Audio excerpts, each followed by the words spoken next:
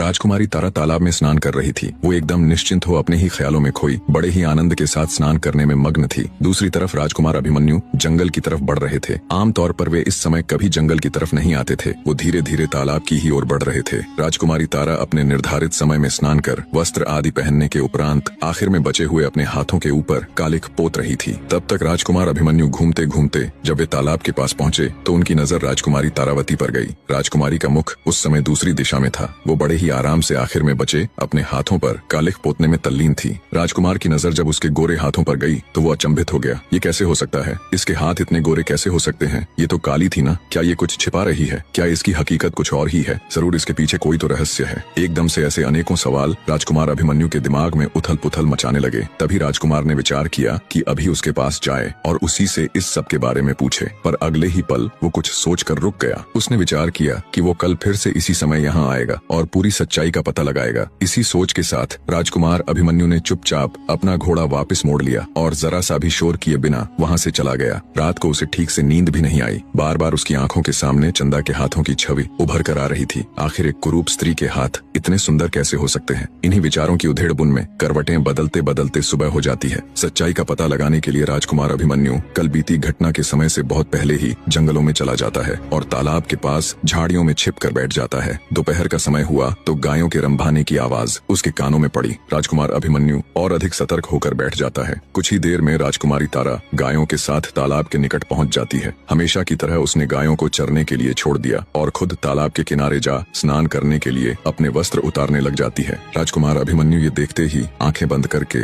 दूसरी तरफ देखने लग जाते हैं। पराई स्त्री को ऐसे देखना उनके लिए अक्षम्य अपराध था। जैसे ही पानी की कलकल की ध्वनि उसके कानों में पड़ी तो उसे यकीन हो गया कि चंदा अब पानी में उतर चुकी है। तो उसने आंखें खोलकर फिर से तालाब की तरफ देखा। पानी में उतरते ही चंदा यानी राजकुमारी तारा की कालिख उतर चुकी थी और उसका सुंदर चेहरा दमक रहा था। जब राजकुमार की नजर उसके चमकते हुए बेदाग चेहरे पर पड़ी तो तुरंत उसे झटका सा लगा। वही सुंदरता, वही होंठ, वही कजरारी आंखें, वही मासूमियत, वही तेज। सालों पहले देखे उस चेहरे को वो कैसे भूल सकता था? उसे बस कुछ याद था तो वो था उसकी पत्नी राजकुमारी तारावती का वो चेहरा। शायद ही कोई ऐसा दिन गया हो जब उसने राजकुमारी तारा के इस चांद से चेहरे और उसकी हर छोटी से छोटी बारीकी को याद न किया हो।